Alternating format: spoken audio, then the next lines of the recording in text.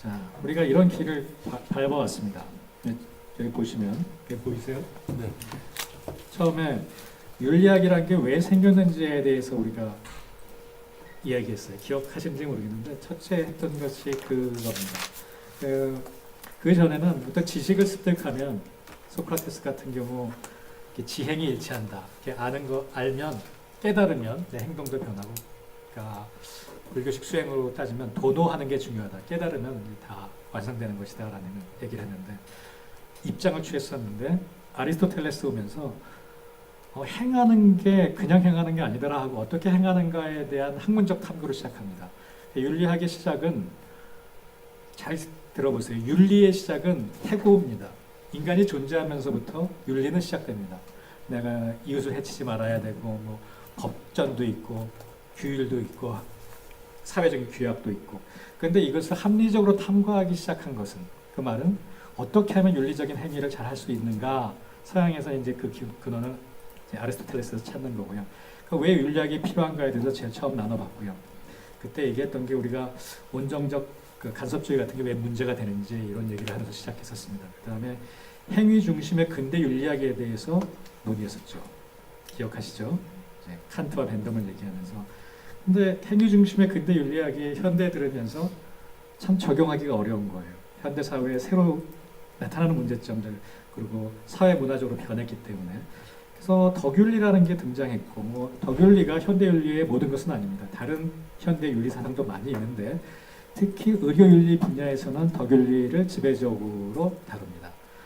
덕윤리라는 게 생겨가지고 어떻게 그러면 우리가 적용을 해야 될까? 의료윤리에 덕윤리를 적용해야 될까? 이런 것도 중간고사 보면서 생각도 해보고, 의무에서 자발적인 동기, 스스로의 가치 설정, 이런 것이 근대 윤리에서 달라졌죠. 근대 윤리는 무엇을 해야 하는가, 의무에 초점을 맞췄었죠. 이런 행동이 우리에게 더 도움이 된다. 벤담의 태도였고요. 칸트의 태도는 이런 행동이 마땅하다라는 원칙을 제시했고요.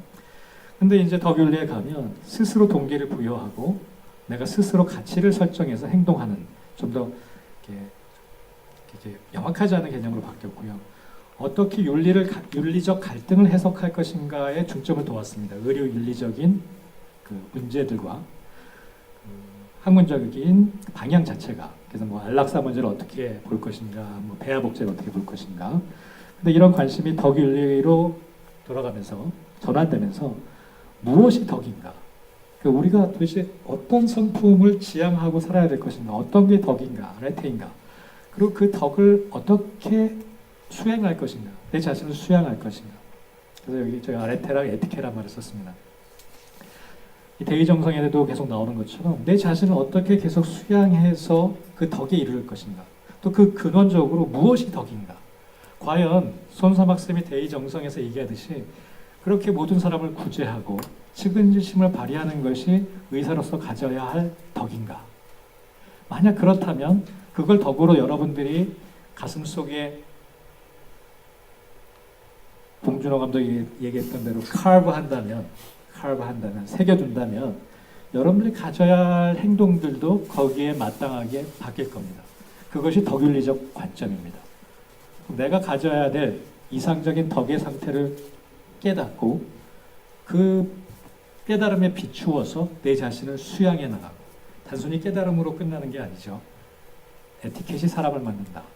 수양을 해서 그 덕에 가깝게 이르르고, 그로 인해서 많이 복잡한 윤리적 문제들, 내가 보험 청구를 이렇게 해도 될까? 저 약 나한테 주는 도매업자한테서 이런 대접을 받아도 될까? 뭐 이런 다양한 복잡한 문제들에 올바른 생각을 할 수 있다는 게 덕윤리적인 관점입니다. 자, 어떻게 윤리적 갈등을 해결할 것인가에서 무엇이 덕인가의 문제로 핵심이 전환됐습니다. 여러분들은 무엇이 여러분들이 지향해야 될 덕인지 살펴보려고 펠리그리노가 얘기한 10가지 덕성도 살펴봤습니다. 그죠? 기억하시죠? 그 다음에 지난주에 손사박 선생님의 대의 정성도 살펴봤고요. 그 다음에 오늘은 이재마 선생님의 의론들을 살펴볼 겁니다. 각기 다르지만 굉장히 공통되는 점도 많이 있습니다. 이 안에서 여러분들이 지향해야 될 여기 스스로의 가치 설정이라는 얘기를 했잖아요. 니체의 말입니다. 이제 현대 사회는 가치관이 다 붕괴했고 신은 죽었기 때문에 우리가 우리 스스로의 가치 창조자가 되어야 한다. 덕윤리에서도 마찬가지인데요. 어떤 관점이 있는지 좋습니다. 자기 종교적 덕성일 수도 있고, 내가 생각하는 내가 가진 종교의 덕성일 수도 있고, 또 손사박사의 덕성일 수도 있고, 펠레그리노가 얘기한 덕성들일 수도 있고, 그 덕성을 여러분들이 고민해 보시고 자기 마음에 장착하시기 바랍니다. 면허 따기 전에 내 마음에 장착하시기 바랍니다. 그래서 뭘 하는지 어떤 그 의덕을 우리 서면들이 여기 고금이라는 말을 썼는데 옛날 그 지혜로운 사람들이 어떤 덕을 지향했는지 오늘까지 살펴보는 겁니다. 오늘까지. 그게 오늘까지의 시간이고요. 다음에는 제가 늘 수업 시간 중에 약간씩 비춰나갔던 그 회의주의에 대해서 얘기할 겁니다. 윤리적 회의주의. 그래서 다음 시간이 되면 오늘까지 그럴듯하게 생각했던 이 덕성에 대한 좀 도전도 하고 우리도 다시 한번 새겨볼게요. 그리고 토의도 좀 해보고 그다음에 최소한의 우리가 지켜야 될 법률과 규정은 무엇인지 살펴볼 거고 마지막으로 이 복잡다단한 현대 사회에서 한의사로서 이 지향점, 덕과 행위, 수양해야 될 이 윤리적 사항들을 어떻게 우리가 이루어 나갈 것인가 마지막 시간에 같이 한번 고민해 보도록 하겠습니다. 어때요? 좀 줄거리가 이제 잡히죠? 막 뒤죽박죽 했었잖아요. 제 수업이. 이 큰 줄거리 안에서 의료윤리 한 학기를 이해하시기 바랍니다. 자, 5분만 쉬었다가 이재마의 윤리사상으로 들어가겠습니다.